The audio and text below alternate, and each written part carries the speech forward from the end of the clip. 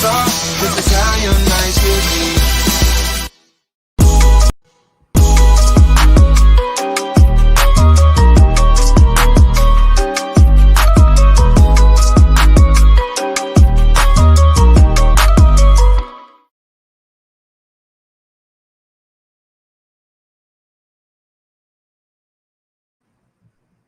All right.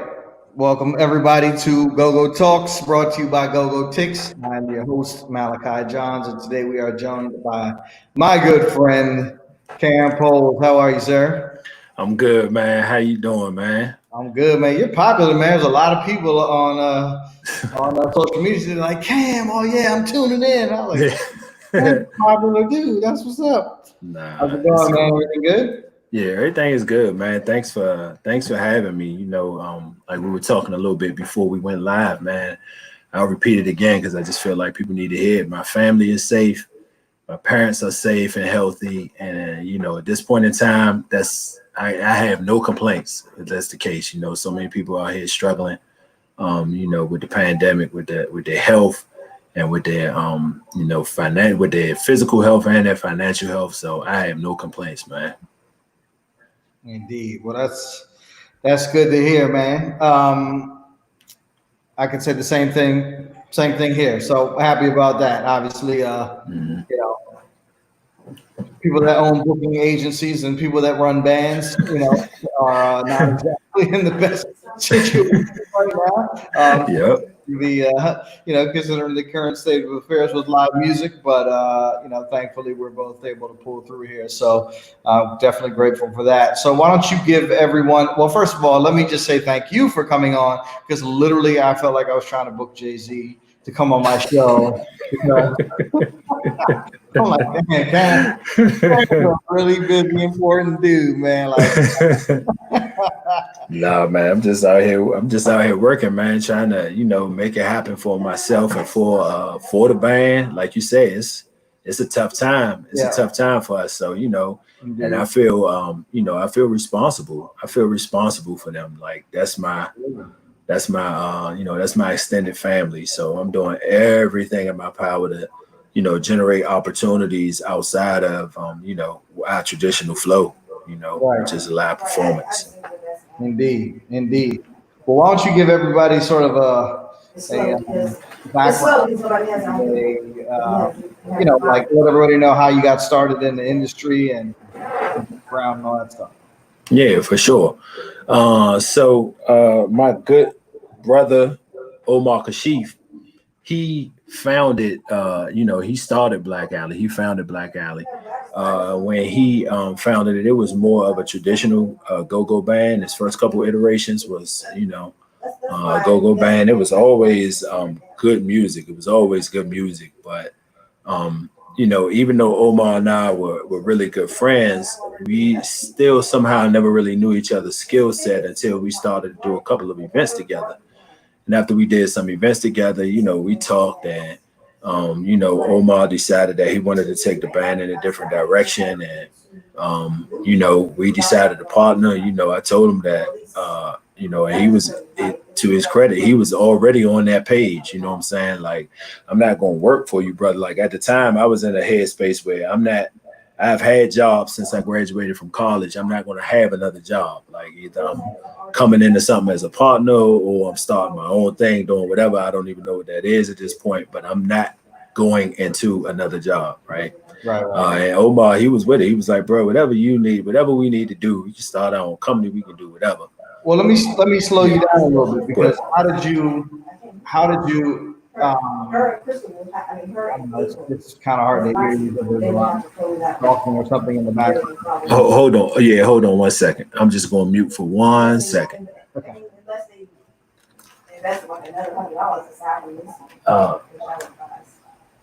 Hey, I'm on a live. Can you take that upstairs or be quiet, please? Yeah, hello. Yeah. I'm sorry. Yeah. No, you're all good. It happens. No big. So, how did you First of all, how did you meet Omar? And I guess even before that, how did you even know that you had an interest in music or an interest in events or anything? Oh, yeah. So Pretty slow, like your whole life story kind of thing. got you. So no, I got first, if you want to go back to the beginning Take it all of the way just that first creative itch. No, I've always considered myself a writer. I started out writing. I had a love for words first and foremost. When you say Um, writing, do you mean at this not point are we talking songwriting or we're just talking about? I started out writing poetry and essays in college, and I was not a performer. I would write them. I was never scared to perform, but that just wasn't what I was doing it for. Like the real love of writing, one, it came from words, like reading. Like the love really for writing really first started with this love for reading after I read The Miseducation of the Negro. That really just, that book and the autobiography of Malcolm X really just kind of turned me into an avid reader. And when And did so you? At what age did you read? this was college, man. So I always had like I never really worked up to my potential in school, like in DC public schools. I did enough to graduate and go to college. I really didn't have a clear ambition for what I wanted to do or anything like that. But 12th grade year, I read the autobiography of Malcolm X. And then summer after my freshman year of college, I read The Miseducation of the Negro. And that is the book that really kickstarted. After I read The Miseducation of the Negro, I was reading everything. I was reading any and everything I could get my hands on.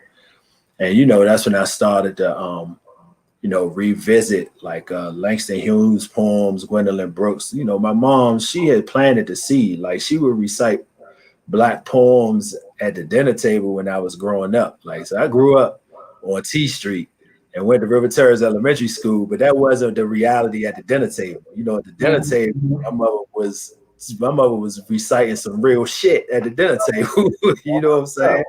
And so, I already just was familiar, but then when I read the words, it just had more of a context and a frame of reference, and just a greater understanding for the actual cultural landscape, just an awareness of the cultural landscape. Those words, man, they really hit different, man. Simple words by Langston Hughes and Gwendolyn Brooks and Lucille Clifton, right? And they just hit different. And then I started reading even more, I guess people would say more literary stuff, but to me, just more stuff that was like speaking to my spirit. A lot of Toni Morrison and stuff like that. Toni Morrison is just, that's my guardian angel now. I just claim it. Right. You know what I'm saying? Since she made her transition. And when she was here, I just always, saw her as just a mentor, somebody I just aspire to be, not necessarily in a sense of style, but just in the sense of how she just made every single word she wrote count. Like it was never anything wasted in any of the pages, you know what I'm saying? And so stuff like that just really had an influence on me. And just learning about, African history and culture and stuff like that, that really got me to writing. And I was writing, like I said, not to perform, but just kind of making sense of all of the stuff that I was reading and learning, making it make sense to myself, And then a couple people got wind of it, like, they got wind of it. I met some other little crews. And because the funny thing is, like, even though I'm like, growing into my consciousness on the inside, on the outside, I got plaits and I'm wearing all the madness shit. I got all the like I'm still just a regular DC dude, you know what I'm saying, on the outside. And so people never really knew the things that was going on the inside. But you know how college is, man. You find a group of people that really do get to know us on the inside. Where did you go to school? To the Alabama Agricultural and Mechanical University, founded in 1875 by William Hoover Council. Oh wow! All right, yeah, they're ready, bro. You said that a lot of times before. Yeah, man, love the HBCUs, man. But I went to Morgan for 2 years. Okay. I distinctly remember reading Zora Neale Hurston, Their Eyes Were Watching God, and Ralph Ellison, The Invisible Man. And those books had a heavy impact on me too. I actually read that autobiography of Malcolm X a little earlier than that, but of course, obviously I have a different frame of reference for all of that. But I definitely read it and definitely enjoyed it for sure. Yeah. So yeah, I mean that's just what it was. A few friends got wind of it, and I played football. I have always been like this. Like I've always had a wide range of friends. Neighborhood friends, and then friends from different neighborhoods because I went to school outside of my neighborhood when I went to River Terrace and Dill and Wilson. And then just all a range of different friends, and that was the case at A&M too, because at that point I was really the only dude from DC at A&M. It was one other dude from Fairfax, Virginia, but we wasn't down there. We wasn't down there like that. So I was the only dude. Were you two playing go-go and everybody else was like, yeah, what is that? What is that? Yeah, what the fuck is that? Because this is at the time where 8 Ball and MJG. This is at the time where the South, and I'm at Alabama A&M, and this is at the time where the South got something to say. Right. Thing blew up. You know what I mean? Right. So it was all 8 Ball, MJG, all Outkast, all early Goody Mob, all Ghetto Boys. But the thing is, I knew a lot of that because Backyard was hitting a lot of that shit. Right. Yep. You know what I'm saying? So it was all love. But when they had the go-go version of it though, and of course, I'm playing it loud as possible, because that's just what we do. Yeah. And on top of that, like everybody else is wearing Polo and Tommy Hilfiger, and I got Madness and DDTP and Shooters, and that's just how I went. You know what I'm saying? Did you convert it? Because I had Conan on last Friday, and he was talking about how he went to school, and I don't remember what college he said he went to, but I think it was out west somewhere, out here somewhere. And he said that there was a guy from Chicago that used to give him shit about the go-go all the time. This was obviously a little before our time, but he would always call it jungle. He's like, "Well, you listen to that jungle music." And then he was like, by the end of the semester, he was like, "Hey man, I need some of that music to take back home with me to Chicago." Because I've had lots of experiences like that where people were like, "What the hell is it?" Even my own experience with go-go was like, "What is? I don't understand what the fuck is going on." And then once I became accustomed to it, obviously it's informed me and become the centerpiece of my entire life. So were you able to convert anybody down there to it? Yeah, for sure. Like especially a lot of the girls, like they would hear Backyard. I had this one Backyard tape, and they was hitting "Get Money." The little Kim Biggie Smalls, Get Money. they was loving that little slow pocket on that joint. I was cranking that joint a lot, man. And that's mostly what I was listening to.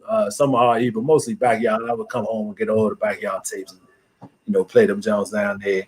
So yeah, they put it like this: everybody on campus, on Alabama A&M campus from '94 to '98. They are well versed in every Backyard dope jam from '94 to '98. You know what I'm saying? So you were a freshman in '94? Yeah. Oh, okay. So we're like almost exactly the same age because I graduated in '94 and then went, No, maybe then I started. I don't remember, but anyway, I'm like either a year, it might be '95. I don't remember exactly when I started. I feel like I started college in '94, '95.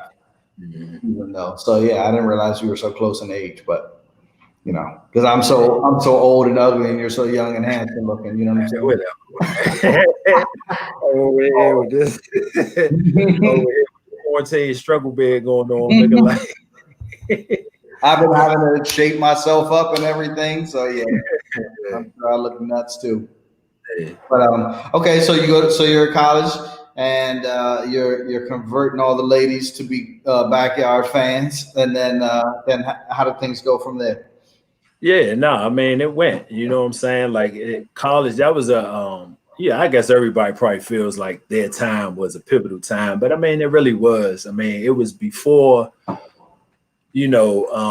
culture was so, the internet was just brand new, so it was before the culture was just so monolithic. You know what I'm saying? Like now, every kid is doing the exact same 4 dances, listening to the exact same 4 Lil Baby or Drake songs or whatever. Yeah. But it was just a range. Like the community, the culture was so diverse back then. And not only was I able to convert a few people from just from the tapes, but I actually brought some homies home for the Million Man March. because that happened while I was, while we was in school, Mhm. and that Million Man March was on a Monday. At that time, Junkyard was playing at the Ibex on Sundays, so I took him to the Junkyard jump before the Million Man March.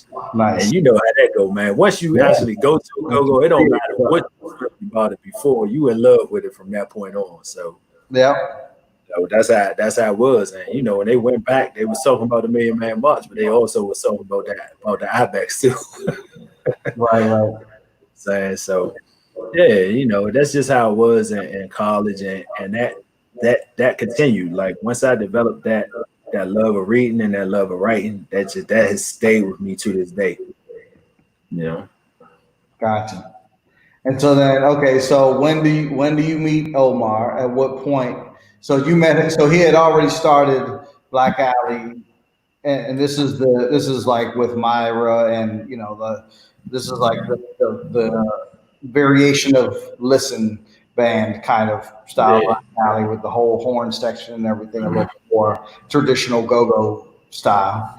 And so how did you guys hooked up to do an event, but how did he know that Yeah, you were nah, going so we knew each other because most of my friends from junior high, high school, the ones that went to college anyway, most of them went to Morgan State, right? and that's where Omar went. Yeah. So through my good man Mike Tucker and Shelby and BJ, that whole crew, that whole DC Morgan State crew at the time, they was locked in with Omar. You know how Omar is, man. Everybody loves Omar, you Yeah, know. yeah. And So yeah, they was locked in with O at the time, and I met Omar. Everywhere when everybody else, like, the thing is, I love my HBCU, but I was homesick as shit the whole 4 years. So when everybody else was summer breaking and doing this and going this place and that place, I was coming home each and every chance I got. So right. I went to Morgan State homecoming probably 3 to 4 years I was away, and would just come home whenever I got a chance to. So I met Omar during that time while we were still in college. You know what I'm saying? So do you know when I didn't even ask him this when I had him on, or the million times that we talked? What do you know what years he was at Morgan? Because I wonder if we were there at the same time and just never met. Yeah, he was there, I want to say 95 to 99, I think. So yeah, we must have been there at the same time, and I just never even met him. So I just kind of stayed to myself when I was there. But that's crazy. I hung out in the music department and hung out with the other music people, but that was about it. Then because I didn't stay on campus, so I left and went home every time. Mhm. But okay, so what was the event that you guys hooked up to do? So we formed this little promotions group. It was me and Omar and a few of our other friends, good friends, called District 51. I And remember. wanted to do style. Like at the time, the events was stylish. Like we did one event we had was called the Art of Sushi, and we had the gorgeous new lady with the sushi all over her body, and people would come and get the sushi with the dope little DJ, and Oh you wow, know. you guys came out of the gate swinging, huh? Yeah, we did LOL, which was a concert with comedian style joint. We was one of the first ones in the city that did the speed dating. Mm-hmm. Um, we had a couple speed dating events. So we just had like these range of sort of, at the time it was just, really kind of pushing the culture forward. Mm-hmm. Because at that time it was either a party and a DJ, like a cabaret or a go-go. You know what Yep. I'm saying? So we was doing what we could to push the culture forward, you know. So the name District 51, I assume that alludes to statehood. So Yeah, you yeah. It was like, all the way yeah, back. our thing was, becoming a 51st state, but also having a new state of mind, District 51, a new state of mind. Gotcha. Mhm. Okay, so you guys already had started doing some events together, and then how did the band thing come together? Yeah, so Omar was doing a band simultaneously. And Okay, so, I they was were two on, separate things. yeah, So it was two okay, separate things. Yeah, but, whenever we could, we would include Black Alley on District 51 events if it made sense. But for the most part, they was just running parallel. It was two separate things that Omar had going on. right, But even as the culture was kind of, and I'm talking specifically about DC culture this time, like late 90s, early 2000s, the culture was really shifting away from go-go at that point in time. Like Well, people were yeah, going of course, into grown and sexy. yeah, Yeah. neo soul, the grown and sexy, the urban hang sweet Maxwell shit. You know what I'm saying? Like people were just trying to leave go-go behind, and I never understood that. Like when I would go to parties and not hear go-go, or at least a go-go set, I would be like, "What the fuck is going on?" Yeah. Yeah. You know, like Exactly why. when did I miss go-go going out of style? I missed that shit. Like, Yeah. Well, that was the same thing. Like, was Northeast Groovers turned into Solo, which was like the grown and sexy version of Northeast Groovers, and obviously it changed over time. But after a while, I was like, man, I moved to Vegas because I was like, I don't want to do this. I don't want to just sit here and play all this soft cover song shit all night long. This isn't what I signed up for. You know what I'm saying? And so that's when I went to Vegas and went to LA, and then hatched the plan for Marble Sauce and came back, you know, to try to do that. So. yeah. So while Omar was doing that, having a band side, even though I wasn't officially a part of it at that time, I still was going to shows and support because I appreciated the fact that they had some congos and they would get into a little bit of crank. Right. I appreciated that. So I was going to the shows and supporting because the band was good. It sounded good to me. So, like I said, us just kind of working together, even though we had known each other for some years at this point, just working together, we just learned each other's skill set. And, a good thing about me and Omar, Omar is a natural social butterfly and relishes that. Yep. And, me, I'm fine with people not knowing my name and just taking care of whatever need to be taken care of. You know what I'm saying? Like, I'm fine with that. So, it was just a good mix of personality and a good mix of skill set. Yeah. And we just we came together. The business wasn't nothing to work out. It was easy for us to work that out. So we formed our first company, and our first thing that we did together, like as a company, was hire Casey and take the band more towards the what it is today. Gotcha. And so what made you guys decide to sort of pivot in that way? Yeah, from the go-go band structure to the smaller bands. Omar told me what he wanted to do. He already was kind of leaning in that direction as we were forming our company. And I told him, I said, no, listen, I think it makes sense. If we just keep what's going on, but only have one person to focus on up front, and that's what he was saying. I said, no, that makes sense to me, man. It's just easier to understand, especially if we're trying to do something outside of DC. Right. Like, we don't necessarily have to sacrifice so much of the sound, but sometimes I just feel like people don't understand why it's like 5 people on the front. Like, it makes perfect sense to us in DC. Yep. But, anywhere outside of DC, sometimes I just think people are confused because like not everybody's singing, but this person just talking and this person rapping and then this person singing and then they got a girl. That was my initial experience with go-go. Not my initial experience. My initial experience was in 6th grade. I played at the talent show and we did a go-go version of Wild Thing, and I had never heard of it before. And they introduced me to Chuck Brown, and I heard about that. But then it just sort of, it was on the edge of my consciousness, but I wasn't really listening to it. But then in high school, like, I was one of the few people that had a car, and I had this old 75 Dodge Dart with a cranking ass system in it. And so I would drive my friends home from school and they would play like Northeast Groovers and background. I'm like, what the fuck is going on? Like, who is the guy talking to? Why is he talking over the song? Why is this guy singing off key? I don't know. I didn't understand it at all in any way, shape, or form until and my first experience going to a go-go was playing in a go-go band, like my very first show. And like, I'm embarrassed to this day, but as soon as I saw the girls taking their clothes off, I was like, okay, sign me up for this. Yeah, that was all it was. Obviously, locked there from that point forward. Yeah, that was all it took to sell a horny 15-year-old. You know what I'm saying? But now, obviously, it has a lot more significance to my life than just that. But that was the entree. I'm not ashamed of it. But yeah. So, why do you think?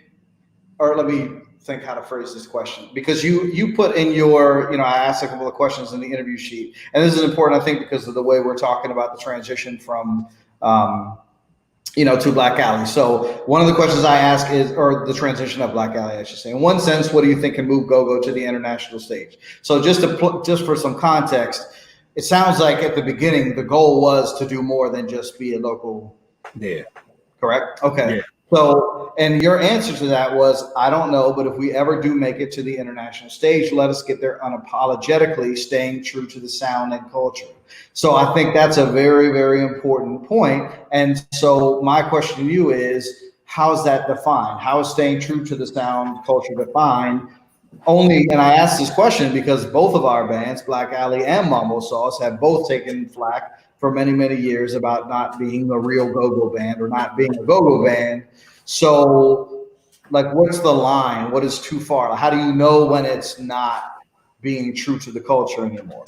Yeah. So to me, I actually think the culture defines that. Like, I think anytime things grow organically from the culture. So like when I was in the listening to Backyard and in the 90s and early 2000s, and Backyard was the thing, like that era of go-go. I never would have imagined that bounce beat would be sort of the next iteration of go-go, right? Me either. Right. So I just think the culture kind of defines what the culture is. As long as it's not, inorganically contrived by outsiders, you know what I'm saying? Like, I think that's just the real that's what it really comes down to. You know what I'm saying? Like, I think early on when EU and Trouble Funk and them, and I'm not trying to speak for them, they may have a totally different, but just me looking back at it and kind of making sense of it, to me, I think what happened was they went and they got with people who did not fully understand the culture. And they said, no, we need to do this and change it to this and change it to this to make it more palatable, And so that's why, people from DC, they're proud of the butt. They're proud that EU was in school days. I know I am. I think that's a pivotal moment in go-go history.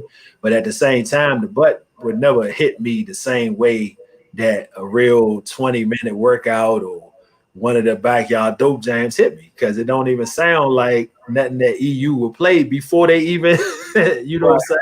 Right. Before they even had the opportunity. So, but so are those two things mutually exclusive, though? I mean, because there's the legend of the fact that, like, there's a lot of talk about people say that you shouldn't try to go outside of DC, because when EU did it and when Trouble Funk did it, when they came back, they weren't as popular anymore.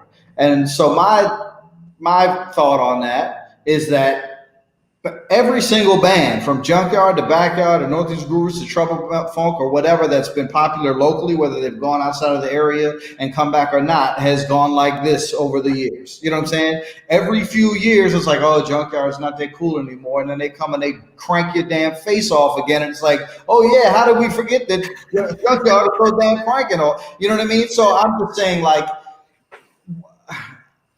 can both of those things happen at one time? Can you have a band like, Black Alley headlining Coachella or playing Paisley Park or whatever?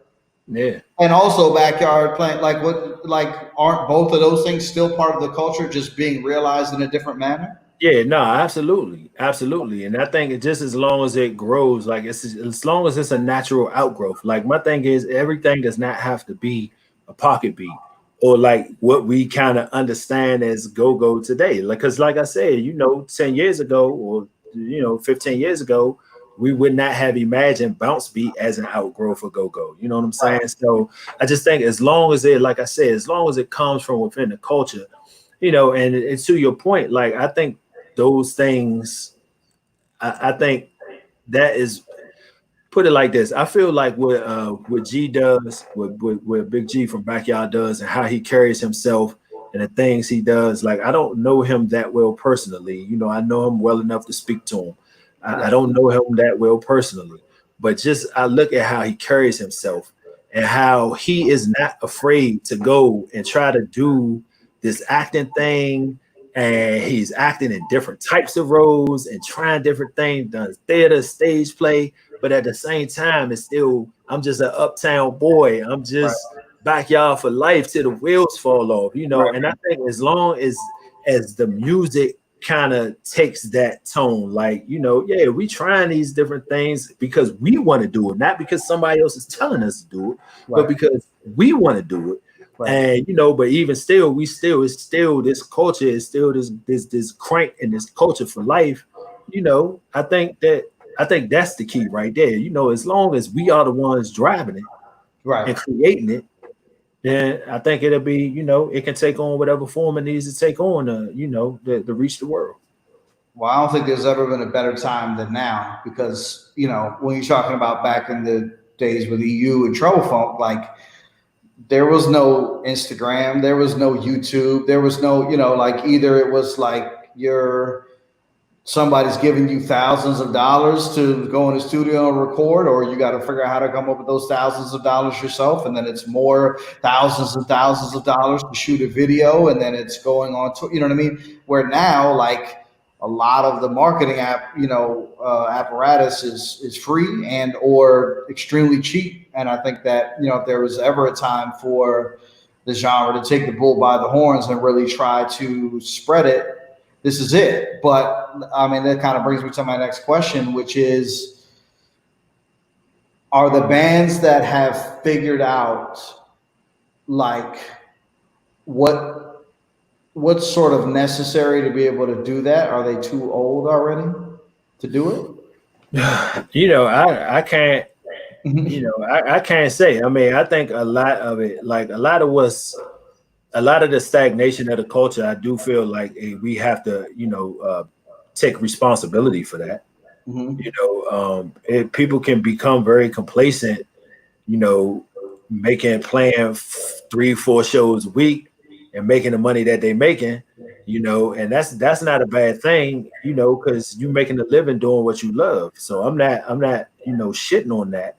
But at the same time, you know, I do think for some people, I think if you ask them and they gave an honest answer, I think some of the older bands will say that also just kind of led to a certain level of complacency, you know, in terms of creating original content, in terms of, you know, just exploring and really driving the music and the culture forward.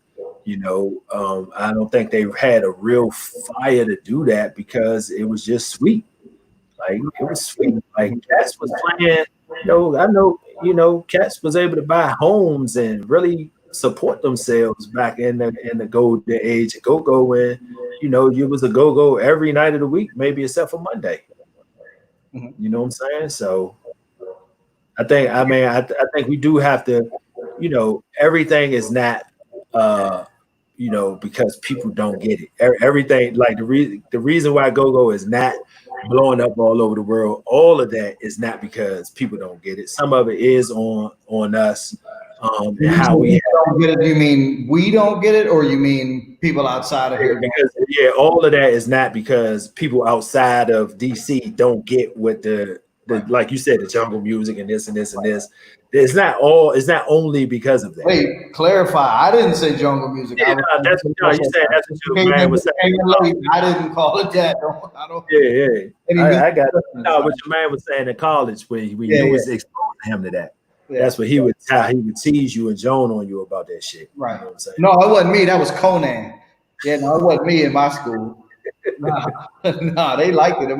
I used to play. I was a DJ on my radio station in college, and you remember that Intimate Groove Test Me joint? I didn't want to test me, try me, but test me. You're gonna get your beat down. That was my intro song. I played all go-go shit on my radio show in college. They loved that. They loved it. But I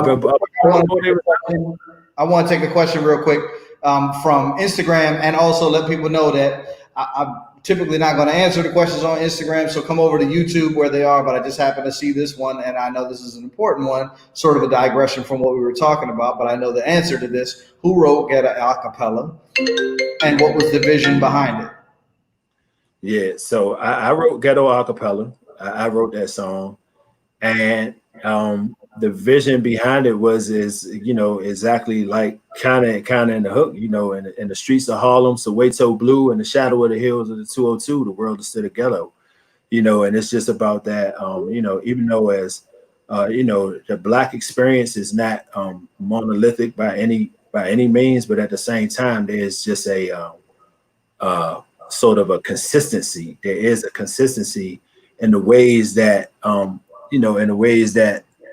institutional racism and systems of oppression affect us. There's just a commonality in that, whether you in Harlem, whether you in South Africa, whether you in DC, and that's just what I was trying to get across, and it's funny that somebody asked that question, because I was thinking about that. Like, we've had an uptick in violence, man, and I don't know if you heard, Malachi, all the way out on the West Coast, but here in Southeast where I stay, we had an 11-year-old boy was taken from us.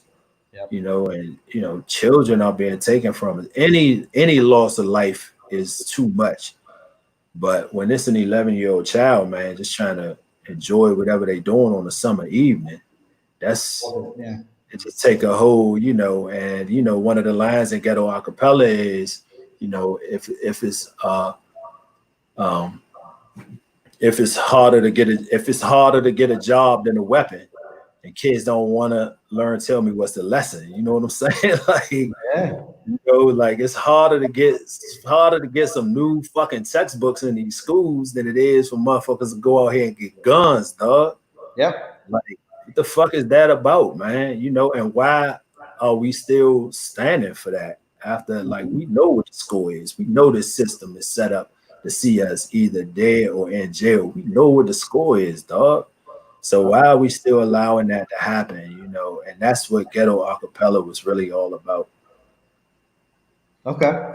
Well, so that brings me to another question, which is sort of kind of related, but in some ways sort of about the symbolism and how effective symbolism, I guess, is around topics such as that. So say, for example, I know that you were involved in the initial push to make GoGo the official music of Washington, D.C. Most people probably don't know that, but you and I had a conversation about it. I know that you were involved in, drafting the bill and, all of that. And then I was thinking about it the other day, and I think that some people looked at it like, well, we all already knew that. We already knew that GoGo was the official music of DC. And I thought about the parallels between the Black Lives Matter painting on the street.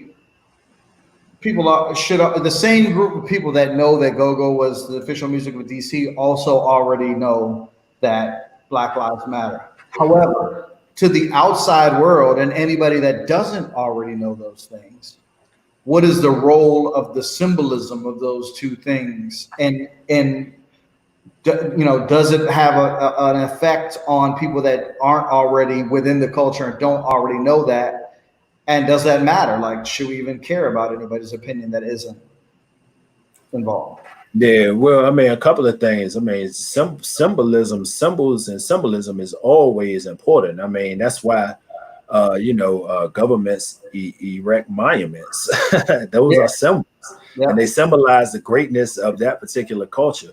So I would never minimize the importance of symbols, but my thinking and what has actually come to fruition behind that, behind the legislation was, you have to, it's almost like the same, more so than, like, you're seeing it through the lens of the symbolism of it. I'm looking at it as like I drew the parallel to like reparations. And so one of the important first steps in terms of Black people ever getting reparations is for the United States to officially apologize for slavery, which they have never done. Right. Because that initial step opens the door for a wider conversation about what reparations would look like.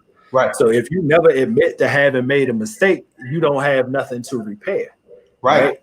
So my thinking, that was more so along what I was thinking when I took that, the idea for something like this to Councilman McDuffie, my thinking was, let's just open the door. If we can get something on the books that says GoGo is something official connected to DC, then we can start talking about, well, how the fuck can you start closing us down and not providing no support and no venues and no shit like that when you say that we your official music? You know what I'm saying? This ballet company or whatever getting the lion's share of the grants around the arts, and GoGo is getting nothing. Yeah, right. So, and like I said, that's it's kind of coming to fruition in that way. I mean, it's a small step, but it's a step.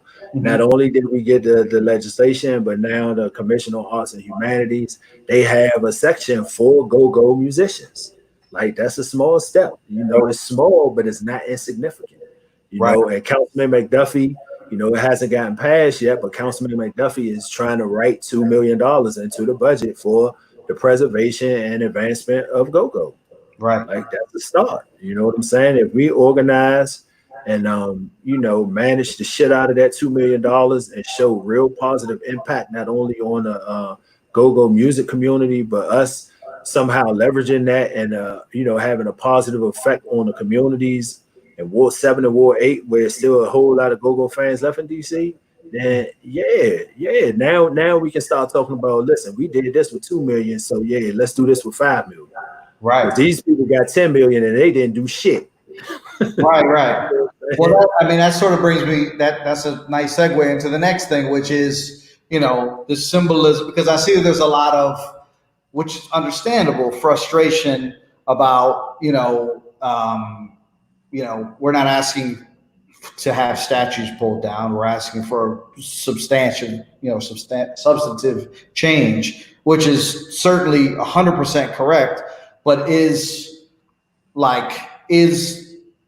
are these small steps enough? You know what I mean? Or is it just, is making a step in the right direction, say, for example, pulling down the statue of Christopher Columbus and or painting Black Lives Matter and or,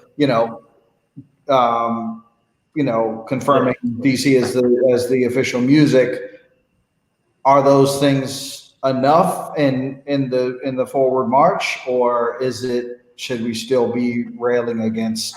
No, it's just one step, man. It's not enough. It's not enough until equity and fairness and poverty is eliminated. Like, it's not enough until all of those. Let me rephrase. Of course, it's not enough to make everything right. But I'm saying, is it enough? Is it the most we can be doing right now? I guess is my question. Oh, well, I would say that we do what we can. So, at that point in time, that is the thought that I had to take to Councilman McDuffie. Now, tomorrow, I may have another thought that is better or has more of an impact or whatever. But, whatever people are doing to move towards, justice and towards equity and towards, fair housing and fair health care and whatever people are doing, I don't care if they donating $2 or whatever a person is doing, just do what you can. So I would never shit on something and say, oh, that's not enough. That's not enough. That's not the approach that I take. If people are doing anything in a positive direction towards a cause that's better for all of us, that would make things better for all of us, then just do that. Do what you can. Some people can do more. Some people who can do more choose not to. But if you still just doing something, just fucking do something, dog. Right. For sure. Well, so how can the the movement around go-go and what you started with that, how can that be applied and leveraged and be helpful to the greater cause of obviously what we're seeing happening around the world, and this awakening that we are participating in this moment? What do you see there being a role for go-go and the go-go community, and what if so, what is it, and what do you think people can do to help? Yeah, so I mean, that I absolutely think so. And what I think is that, like, even because I've already had ideas, like when Councilman McDuffie released that he was trying to earmark $2 million for go-go, right? My mind immediately went to, well, what is the most effective way we can spend this, right? manage it. And so, my initial thoughts, this is not anything official. And you are maybe the second person that I'm even sharing this with, and you in this audience. But my initial thoughts are just, for us to form a commission with like a basically a go-go commission that includes a couple of musicians, like Dr. Natalie Hopkinson, who is just a pioneer and a warrior for not just for DC culture and go-go, but really for all types of marginalized cultures, and how music is important to those cultures. Like, she's just a warrior and a beast, a scholarly beast. So, including her on that commission, and then some people from outside, like people in the finance that understand money and understand accounting, so that But my thing is, I want us to do shit different from everybody else. Whatever this, if we do get this $2 million, I want the commission to have a budget and to make that budget as public and as transparent as possible. To say this is where this $2 million is going. So I want to, send some of that to the GoGo Museum so that we can properly archive the history. I want to send some of that in terms of direct support to the artists, in terms of building up an infrastructure here where people can, rehearse and record and get mixed and have all the access they need to, becoming an LLC or whatever form they want to make the business, and tax help, and everything that's needed to make it legitimate on the business side, infrastructure on the music side, and then like community stuff. So some earmarked for events that specifically highlight the importance of healthcare, education, criminal justice reform, and how we fit in that. If go-go artists fit into that conversation by just showing up and playing to bring the people, cool, we down for that. If some experts come to me and in those particular fields and say, well, this is also how you can activate your audience and do this, and yeah, let's do that. Let's take it to another level and do that too, and then just supporting the community that supports us. So in the little budget that I've drafted for that $2 million, it's like even some of the money going to pay internships for our unemployed and underemployed people in Ward 7 and Ward 8. Like, we still need street things. Like, it's not always heavy Instagram and heavy Facebook, but it's not all that. Like, you still need people out on the street generating buzz. Right. Let's put those people to work. They stand around doing nothing. Let's support the community. Like, let's give them some paid internships or something. So, that's how I envision us, taking the progress that we made this past year and building upon it. You know what I'm saying? I think some of that money should be earmarked to get some real hardcore data analysis and research analysts in here, so that we can, all of these efforts that I'm talking about can be tracked, and we can go back and say, this is the impact that go-go music did. You invested $2 million in go-go. This is how we spent this money. We made it clear and transparent to the public the whole year. This is the impact we had, as backed by these, research specialists and data analysts, and you got significant return on your investment. Now take this shit up to 5 or 10 million. Right. Well, how important do you think it is to like within that? Because I think just my opinion, I think there's a lot of resources that have been dedicated to sort of like preserving what's here. But I don't really see a lot of people talking about, and I know you mentioned it earlier, so I just wanted to get a little more specificity about what to do to push it forward. Like I had Chris Richards from the Washington Post on a few weeks ago, and he was talking about how go-go is a tradition that's passed down throughout the generations, and how it's sort of like there is no new generation really. Even the bounce beat guys are in their late 20s, early 30s. Like there aren't really any teenage bands right now, at least that I'm aware of. Maybe I'm misinformed, but that's what everybody's telling me. So, and what I said to him was, I feel like there has to be some kind of push to make a new cool version of it, because that's the reason why there aren't any kids doing it anymore, because it's not cool anymore. You know what I mean? Like it's like, oh, your dad's music. You know what I mean? So I just feel like one of the ways that we have to look at preserving it is by pushing it forward to the next level, or else it's just going to die out, and it's just going to be this, this novelty museum piece encased in amber. And I mean, I hope I'm not alone, but I for one don't want that. I want the shit to live forever. And I know some people disagree with me, but I want everybody in the world to hear the shit. Like I want everybody, because just like we were talking about earlier with the college thing, and somebody mentioned, it's crazy to see how Tu Bracy was on here, said, it's crazy to see that everybody has a similar college experience with go-go. And I think that is true. A lot of people in the community that went to other places, interfaced with people from other areas and either, got them to experience or like go-go or whatever. I just feel like we need to do that on a bigger scale. Like, how do we, just like you were saying, you brought them to your friends to see Junkyard, and once they saw it, they were sold. But how do we get people outside of here to get to a show without some kind of content to bring them to it in the first place? You know what I mean? So how important do you think that is in terms of pushing it forward? And do you have any thoughts or ideas on how to make that happen?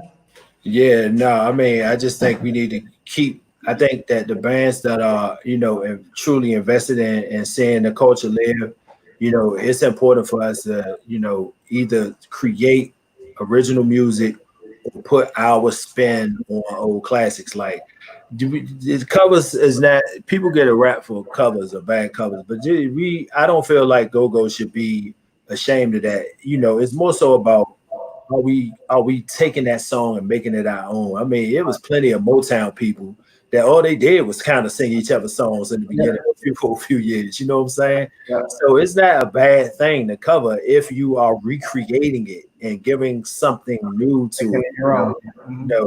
So whether it's covers or whether it's original music, it is more so just about, digging and finding a voice that puts out. Now, it's not up to us if people accept it or not. It's not up to us. All we can do as artists is create it and put it out into the world. But I do think it's something to having an intention of saying, I am trying to find my own voice. Mm-hmm. I'm not just trying to do this just because it is cool or is whatever. I think that, for us to see another generation, for go-go to see another generation, whether you are old in the game, because it don't just have to be the youngest. Like, right, old people get re-energized and inspired all the time. You know what I'm saying? So I mean, I know I do. So I just think those of us that are invested, no matter what age we are, those of us that are invested in seeing the culture live, we have to just be constantly willing to, find our own voice, dig deep, find our own voice, and put it out into the world. You know what I'm saying? Like, that's one thing that I love about, my team, Black Alley. We don't give a fuck. Somebody got an idea, we go with it. Right, right. And so, that's how, like, conversations that I've had with you, sometimes you say, oh, well, that is all over the map. Well, that is a result of that. But at the same time, we may have to go all over the map to find our true home. Yeah. Well, no, I mean, if it's a process that, I mean, you do have to go through that process in order to do it, but it's just challenging if and this is one of the things with go-go, that is, I mean, there are multiple factors that influence the, like, just like you were talking about earlier, the playing you play 3-4 times a week, you might make as much as a touring musician that's playing all over the world. And so what's the motivation to take the extra steps? But then also there are logistical challenges where it's significantly more expensive and difficult to record a whole band and to keep going in the studio all the time to be able to find that voice that you're talking about. Because, who can afford that? Who can keep taking a 14-piece band in the studio every week to keep recording shit until you can find your voice? Yeah, no, I mean, that's how. To me, though, I think that's how, and that's why, when we were talking earlier about next steps in terms of the legislation, like that's why it's important to me to build up an infrastructure, because it is more important. Like, we are at a disadvantage when people can just kind of get on YouTube, find an unknown producer, say, oh, that beat is dope. They got a couple little dope little lyrics to put over top of it, and boom, they got a song. They off and running. Yep. Yeah, that puts, the artistry of live musicianship at a disadvantage in terms of cranking out content and getting it out into the world. But at the same time, I still think there's just I think there will always be an appreciation for the artistry of instrumentation. Like I'm mesmerized. I've been going to go-go since I was 13 fucking years old, and I'm still mesmerized sometimes at somehow some of these guys how Beatty can play the congos. Yep. Like it is still literally mesmerizing when you just get in that sweet spot and motherfuckers are just cranking. Yep. And there's no beat. I don't care how dope that beat is. There's no beat that moves me like that. You know what I'm saying? So, like the live instrumentation does. So I always think there'll be an appreciation for it. And then those of us that have made it out into the broader world, like you out in LA, Young Guru, who's from here, is everywhere. Yep. He's in Paris. Yep. Like he has been so helpful to me and to the band and to other musicians in the city, other go-go artists in the city. Like we just need more of that. Like there are people in all sectors from DC that know what go-go means, doing the damn thing, getting a rack of bread. Like just take a little piece of that and invest in the culture. You know what I'm saying?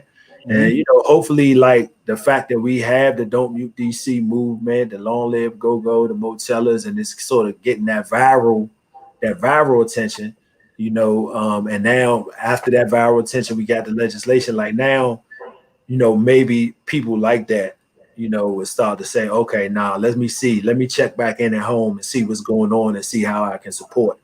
And then that'll be ways that they can support, helping us build up that infrastructure. Right.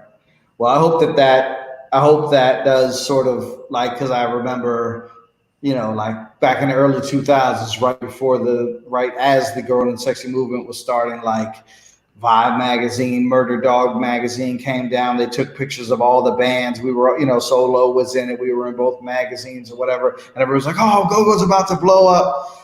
And then nothing. Like nobody took any initiative to actually do anything. So I do think that it's important to take advantage of the momentum that, just like you were just saying. But back to what you were saying about, just from a logistical standpoint, what you were saying about, a rapper can just go on SoundCloud or whatever and find a beat, or wherever on the internet and find a beat, and you don't have to convince 10 people to get together and write a song together and get in the studio and all that. So my question is, do you need to actually have a band to be a go-go artist? And I how can I say this? So I think go-go is so much about the music. Like it's so much about the music. It really is. It's so much about the music, and the live experience. But I don't think it necessarily has to be only that. Like I think Wale has had a couple of bangers. The clappers. That joint bang. That joint crank. You know what I'm saying? And I'm not no expert on the technical side of stuff, but I don't think that was no live band. I think that was just a track. You know what I'm saying? Tone. Well, wait, no. Tone P didn't do that. Mark Henry did that one. Yeah. So and I mean that's to me that's more of a go-go song. And people might have some backlash on that, but that's more of a go-go song in the butt. You know what I'm saying? To me, if you're gonna really like not in terms of, I'm not saying that one is more. Let me get out of the way on that one. I'm gonna let you own that one. No, but I'm just saying, to me, just in terms of how it makes me feel when I hear it. Right. You know what I'm saying? Like, not trying to say that it's the butt is not no go-go. I'm not trying to say that at all. I'm just saying in terms of how I feel when I hear go-go, I get closer to that feeling listening to clappers than I do listening to the butt. You know what I'm saying? Yeah. So, I mean, I just think we need to, we don't need to close our minds so much to that. You know what I'm saying? Like, let's explore. I mean, it may end up where we decide, like, after we try it in earnest and go hard in that direction and say, you know what, nothing feel the same as this right here. And then we can say, yeah, no, we really tried it and nothing feels the same as this right here. So this is what go-go is right here. You definitely need these. So push it as far as you can to the boundary until, yeah, no, that's exactly the philosophy of what we're doing right now with the project that I'm working on, which is push it as far as you can to make it sound comparable to what is popular now. And then if it's to the point where it doesn't feel like go-go anymore, then you know you got to walk it back a few steps. You know what I mean? Mhm. So okay, so this brings me to my next question, which is the gotcha question of the interview. Is Black Alley a go-go band? So we call our music hood rock. And the Okay. formula for hood rock is trap, rock, and go-go. Yep, I have Right? it. Yeah. All right. And so for us, I have always said, even when Omar has stepped away from the band now, he stepped away from it. He got, he just tired, he was tired and he wanted to do different things. Yeah. So he stepped away from it. But even when we was, a team, like we would butt heads sometimes over this. Cause my thing is I don't run from that shit, dog. I love that. I love go-go, dog. I love this city. I love representing this city. Yep. And at the same time, I don't feel like you have. It's no. I was talking to Kimon one time, and I was talking to my man Mitch. Montu. That does love DC go-go. Mhm. And they was trying to ask basically that same question. That don't feel like no gotcha question to me. My thing is, you look at jazz, you got all type of you got bebop, you got hard bop, you got the big ass orchestra jazz that Duke Ellington and them was doing with like 50 motherfuckers. And then you got the John Coltrane shit that nobody understands. Yeah. You know what I'm saying? And it's crazy. Like John Coltrane is a perfect example because he's like playing on kind of blue, which is like the jazz gold standard. But then if you listen to Ascension, some people listen to Ascension and they like, what the fuck is this? You know what I'm saying? Yep. So my thing is, why can't we have that in go-go? Why can't hood rock be like what bebop is? Yeah, it's all jazz. Hood rock is just our spin on it. Because if you listen to Black Alley, that shit is what we do. Yeah. That shit is what we do. We trap that shit out. We get real fucking ratchet with that shit. Or sometimes we feel like head banging and we'll play some Aerosmith or we'll play some Prince and make that shit into a head banger. And then we'll crank like shit. Put that when Beatty and Animal get to going, that shit is in the pocket. That shit crank like shit, dog. That's what I was told. I was just watching a piece of the interview that I when I interviewed Omar before, and I was like, that shit drives me up the wall when people say y'all not a go-go band, because if you look at any clip of Bo Beatty and Danny going, like, I don't think there's that many percussion touches in go-go that can fuck with that. Yeah, who was it? You know what I'm saying? Who want to smoke? No, like I don't think anybody wants to battle that. Yeah.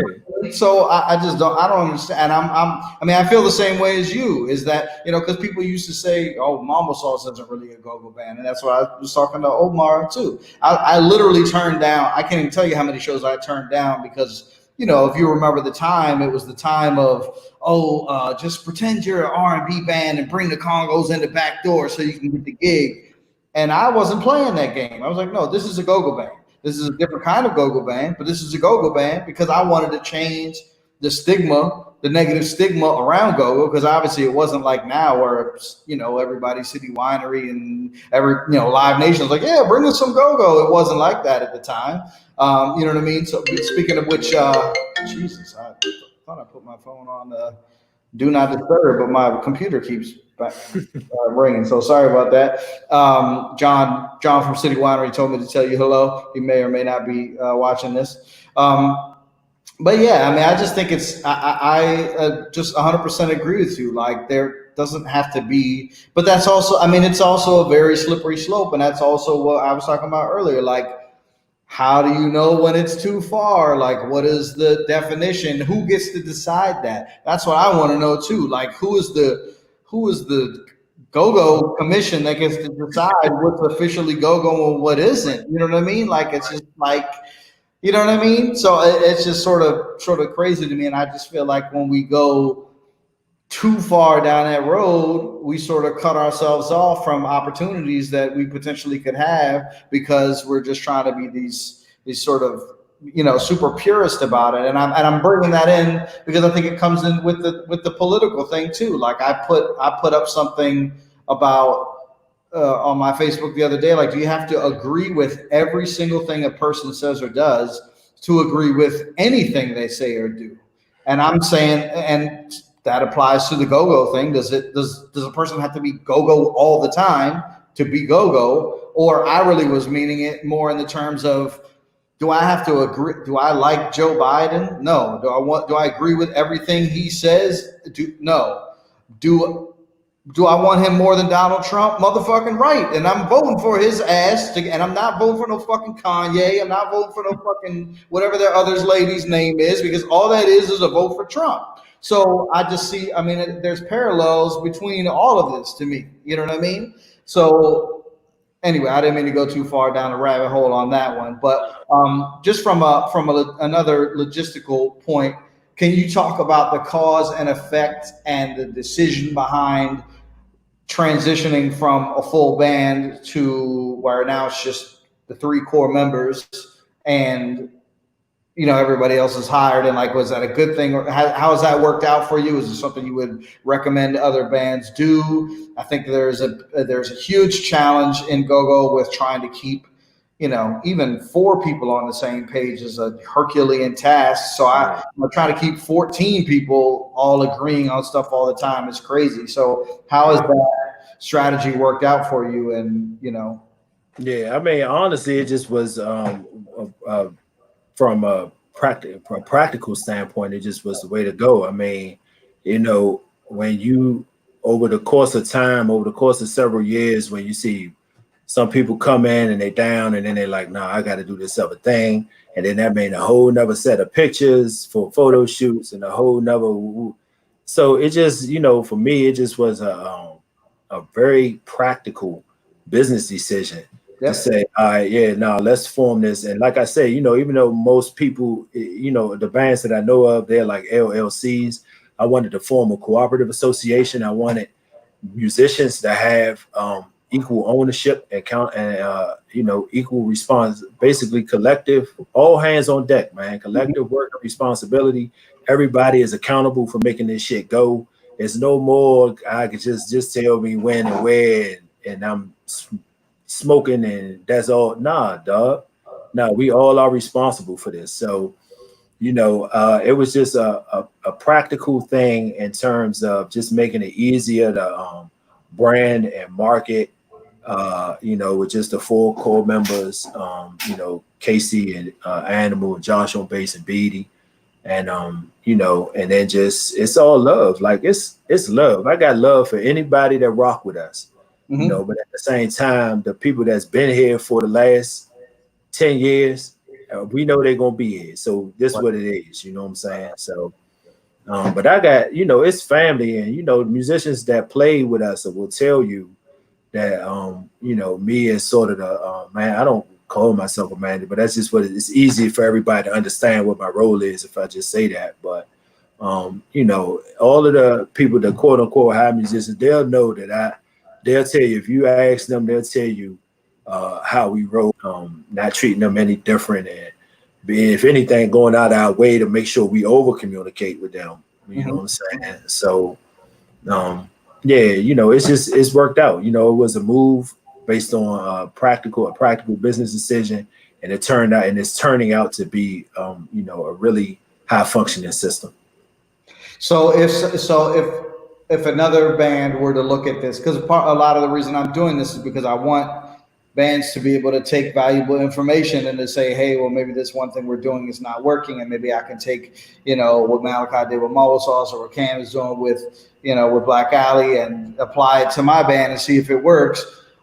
How does that work? I mean, you don't have to be super specific, but like you mentioned that each person within the cooperative has a responsibility. Is it like this person is in charge of this thing, this person is in charge of this thing, this person is in charge of this thing, or how does that actually manifest in real life? No, I wouldn't go. So, I mean, sometimes it works out that way, especially if one person is really taking the lead on a certain project and then they need to delegate responsibilities because it's too much. It can work out like that. But for the most part, as a as the dot connector, as the person that kind of sits back and sees the short term and the long term. It's still one person. It's not like I'm able to make decisions unilaterally, but I still just kind of take a step back and see what people's strengths are, what their weaknesses are, and you just any person that can see that has the ability to see that. You want your team to win, so you're gonna put people in positions where they can work to their strengths, you Mhm. know, and either sidestep or develop their weaknesses. And so that's just what we do. That's that would be my advice to everybody. Like, listen, don't try to force it. Like, if this person is a social butterfly, it may get on your nerves that they don't know how to do this or do that, or do they make it on your last nerve. But so what, man? Just let them be the social butterfly. Because guess what? I'm not gonna be. I got 6 motherfucking friends. You know what I'm saying? You know what I'm saying? That's really important, and I think that that's not. I mean, that's something that I've had to learn over time, and I wouldn't say that I'm very good at it either. Is that there's a natural, I think, a natural feeling for people for everybody else to pull their weight in the same way that you are pulling your weight, Mhm. and that's a very knee jerk reaction, and it doesn't work because people have different strengths and different abilities, and if you're trying, it's just what's the you can't judge a fish by its ability to climb a tree or something like that. I forget the exact quote, but it's something like that. Like, not everybody has the same skill set or same ability or same desires or wants. So, just what you just said, I think is really important for any, band managers or band leaders or anybody that's trying to manage a team, even if it's a company, but especially for a band, and especially when you got egos and stuff involved, Mhm. it's really important to do that. But how do you, the thing that I've always had the challenge is communicating effectively enough to the other people to say, "Hey, I know such and such didn't pass out the flyers, and you did, but that's because they did this other thing." And then the person's like, "Well, that other thing is not as important as the thing that I did." And then, so how have you found a way to effectively manage that, or you just have good? Well, yeah, I mean, you just got to celebrate it. Like, I think you're going to run into that because certain tasks and certain jobs are more glamorous than others from the outside looking in, right? So that's how some people kind of get more popular. That's how some people kind of get more love or whatever. But internally, I'm telling you right now, if you are, like you said, whether this is applying to music or just any team leadership role in general, you better be celebrating any and every little thing that people do and make everybody feel like their contribution is just as important as the next. It's more important for the work to be valued, everybody's work to be valued internally than it is externally. Now, the external can lead to some problems because, like you said, people get egos sometimes, but those things are much easier to deal with if there is just a culture of everyone feeling appreciated for what they bring to the table. And you can't do that shit. Sometimes you got to build that shit. You got to, if you're not doing it now, you got to start it and you got to be consistent with that. What do you do? What are some practical ways in that you do make people feel appreciated? Like, how does that actually play out? Like, what is it? Just an email, or you send them a gift? Yeah, like every like in the group, in the group chat, shouting people out for doing this, for doing that, letting them know that I'm appreciate, how much I appreciate them at every turn, doing whatever I can, like out the blue, like not just waiting for any type of special occasion or whatever, but doing whatever I can to be like, yo, I remember you did this, bruh. That shit got me out the way that time. Like, you don't know, that shit seemed like nothing. And I maybe didn't even acknowledge it at the time, but listen, here's this for that, because that shit was everything at that particular moment in time. You know what I'm saying? And so it's just like, it's just making a conscious effort. And if one person, especially if that person is sort of like the leader, the general or whatever, if that person does that, then it kind of trickles down and you start seeing everybody doing that. You know what I'm saying? You start saying this person, to shout out this person, and it just takes on. But so somebody, if it's not just kind of like, people in your group are naturally that way, somebody has to take on the role to make it their mission to create that type of culture Mhm. internally. Because if people don't feel appreciated, dog, that is a recipe for disaster right there. And it can't be the fake shit. It can't be fake. Like you gotta really, like I really be meaning that when I personally see the importance of every little task, amounting to us accomplishing a goal. Right. Like I really see that. Like I'm not faking when I do that shit. Right. So somebody on the team got to really be that type of person that sees how every little thing contributes to the overall success and forward movement of the project, and be the type of person that don't have no problem shouting that out and showing their appreciation. Indeed. Well, we have a question. So Tracy, well, first she has a comment that dot connector tickles her. So she said, and I was going to bring up, that's your official title. Isn't that in your signature, in your email signature too? Yeah, Chief Dot Connector. Casual comment. That literally is his title. Official dot connector. So her question is, and sort of going back a little bit to what we were talking about earlier, did you guys stay, I assume she's talking about GoGo, did you guys stay away from the label GoGo because you thought it would limit your reach? And if so, why? I mean, I know that's not, that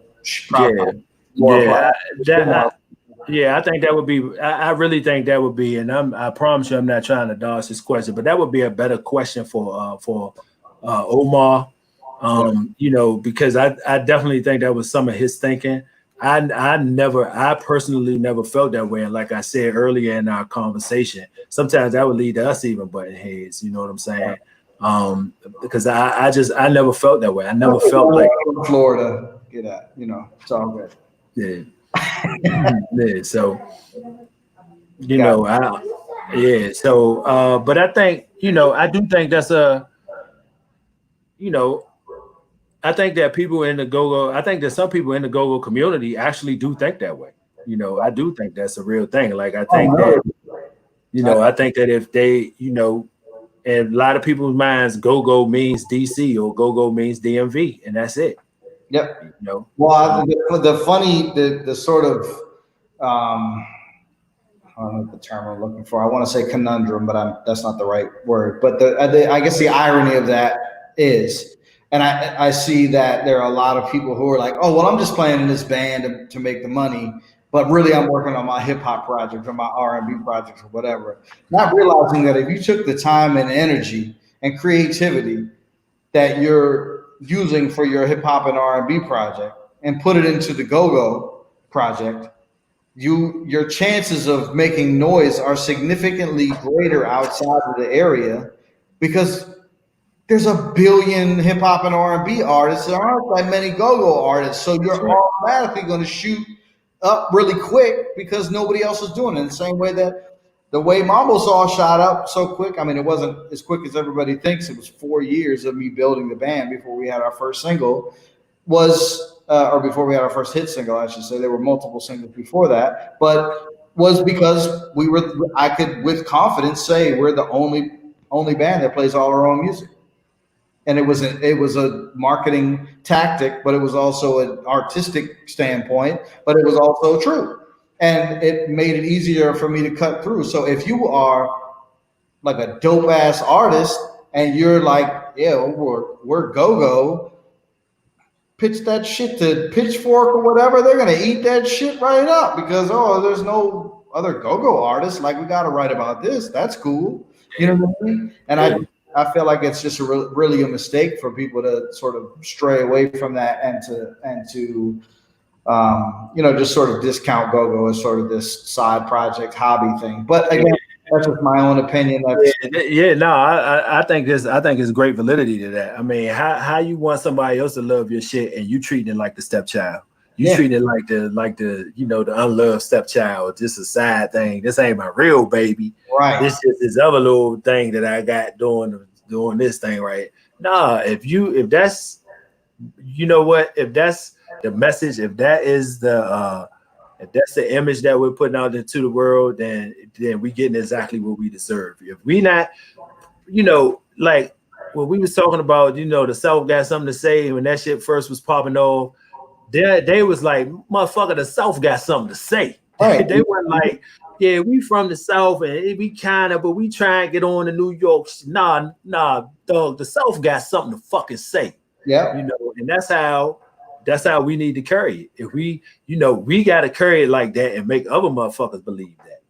Well, and if you remember, prior to the South really breaking out, it was all New York hip hop. It was, you had to be spitting lyrics, you had to have hot shit. You know what I'm saying? Like, it wasn't really. I mean, there were hooks, but it wasn't like repetitive hooks. And if you remember, people sort of shitted on Go-Go because it was a lot of chants and a lot of hooks and a lot of simple lyrics and stuff like that. And then the South just did all that same shit, just put out the Go-Go beat and blew the fuck up. Yeah.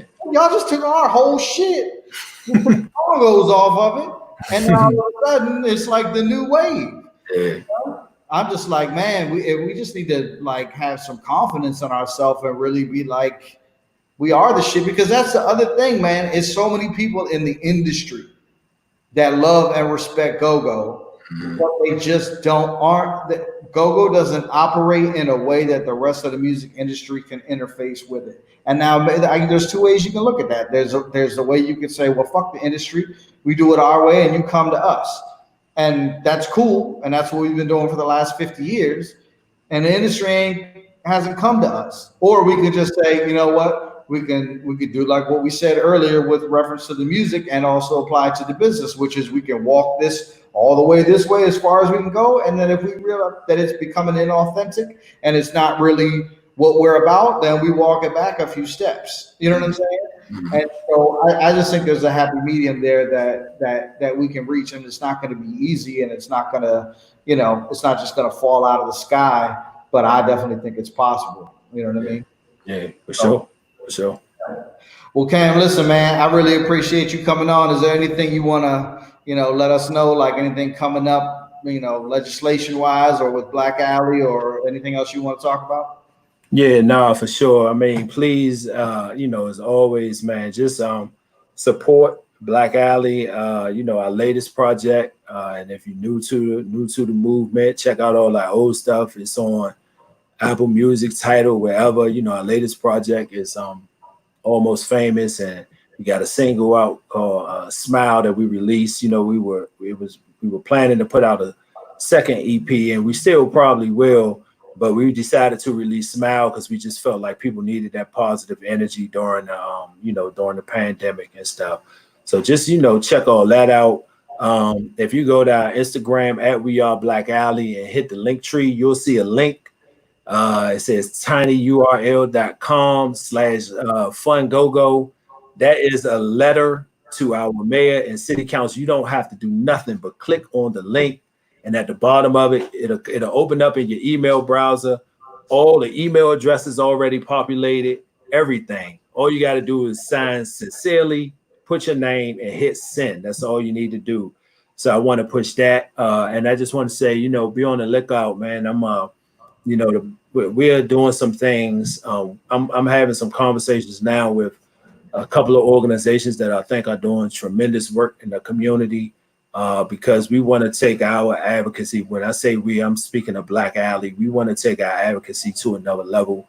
So, I want to do some even more work in the community than what we're doing. And I'm talking to some organizations to see how we can make that happen. Because, we just cannot have 11-year-olds. We can't have nobody else getting shot, but we definitely can't have 11-year-olds getting shot. And so, we're taking our commitment to community service to another level. And because we're not expert, because music is our field, we're not trying to do it on our own. We're talking to people that's already out here doing that work, that are experts in that field, to see how we can best help them get the work accomplished. So just be on the lookout for that announcement, in the next few weeks or so. And just support the live streams, not only Black Alley, all of the bands. We need it. The live performance is our lifeblood. And we can't do that now because we're trying to keep ourselves and our families and our fans safe. So please support the live streams. Support for the live streams was outstanding when we first started. But we need, I'm begging y'all as the fans, please keep that going. Not just Black Alley, every band, man. We all need that. So, Kim and Scooby Serious Company, Backyard Essence Junkyard is out here doing their thing on the live streams. You know, even the young Bounce Beat, the young TOB, all of them, man, they out here doing it, and we want to continue doing it. But we definitely need the support to make that happen. So, just you know, just stay connected with Black Alley at We Are Black Alley, BlackAlleyBand.com, and stay supportive of the go-go community and the culture. Cool. So I got Black Alley Band up on the screen, so you can go over there and head to their website. And I assume, you know, if they want to get to the Instagram or Facebook or whatever else, they can get to it from the Black Alley Band. So I'm just gonna put that up there. My man Brooks, who is the former guitar player from Reaction, and he's out here in LA with me now and working with me on this project. He wants to know when is the next LA show. I don't know if anyone knows when their next show is anywhere. So I don't know. Yeah, the next LA show is whenever we have a working vaccine for Corona. Right. Yeah. Yeah. That's what's up. Well, you know, I want to be a part of helping to make that happen. You know what I'm saying? So yeah. Most definitely. Well, Cam, man, really appreciate it, man. Everybody support BlackAlleyBand.com. Doing a lot of great things in the community and musically as well. One of my favorite bands, my favorite band in existence right now. Yeah, I love you guys, man. It's a hell of a thing to watch a Black Alley show. Thank you so much for doing this and finally coming on my little program here, sir. And this is dope, man. Thank you for having me, man. Thank you for having me. I enjoyed the conversation. The thing is, I don't talk that much, but I don't mind talking. You know, right. Somebody asks questions, I don't mind talking. You know what I mean? You don't mind talking, but apparently you mind clicking on a calendar in the first place. I just want to make it publicly known that I chased Cam for like 2 months to be able to make this interview happen. So I hope everybody appreciates the effort. But yeah, thank you again. Thank you to Tracy, my producer with the. I was gonna say my producer with the mostest, but that doesn't rhyme, so it sounds kind of stupid. But anyway, she's a beast, Tracy. Thank you so much for all the help. I really appreciate it. And yeah, man, we'll talk soon tomorrow. Speaking of Junkyard, tomorrow we got my man Funky Stuff Wink on here, so make sure you tune in Wednesday through Friday, 6 p.m. Yeah. Can I say one more thing? Of course, you can say 20 more things if you want to. Nah, cool. Nah, I just want to shout out, some of the other things that I'm working on too, because they're all interconnected. They may seem like they're not, but they are connected. I just want to shout out Chocolate City Farmers Market. You can follow at Chocolate City Farmers DC on Instagram, and then the Chocolate City Experience at Chocolate City Experience on Instagram.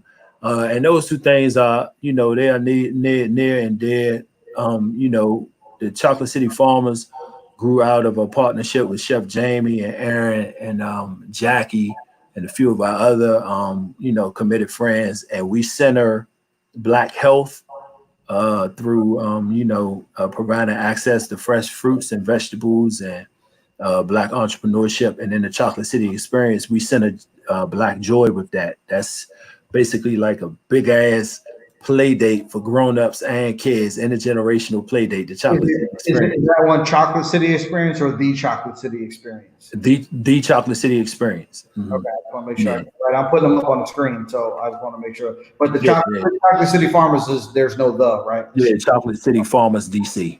Oh, DC. Okay, I missed that. Sorry, folks.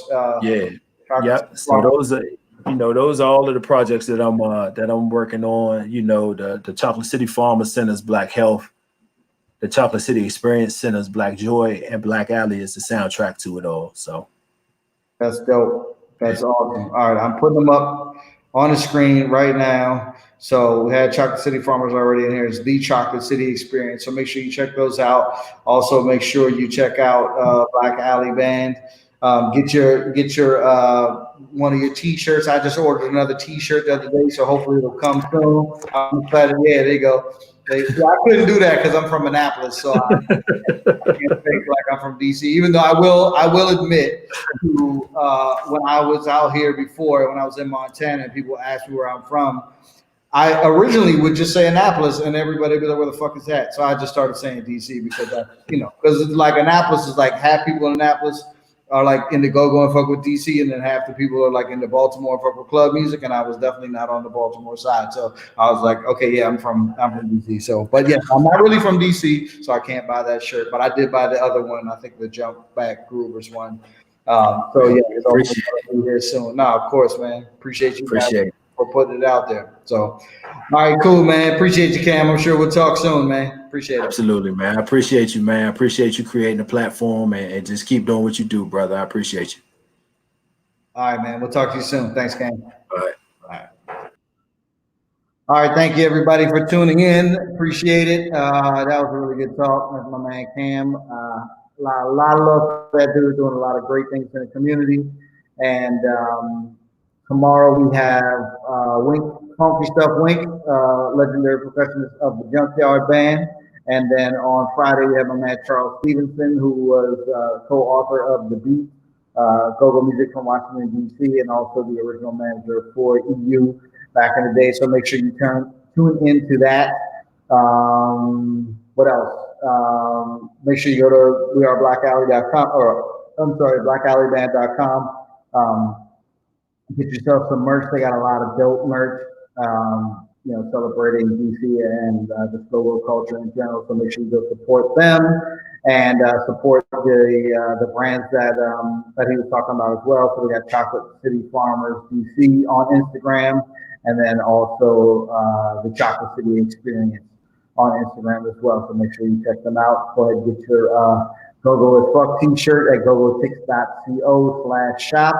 Also, I wanted to shout out to make sure that everybody knows that the Chuck Brown Foundation is doing, not an outreach, but basically taking donations to help out some of our go-go musicians who are basically unable to make a living in this time. So make sure you go to the chuckbrownfoundation.com and contribute what you can there. Try to help our musicians and keep go-go going strong when we come back from this craziness. So thanks again, everybody, and we'll see you tomorrow. Have a good one.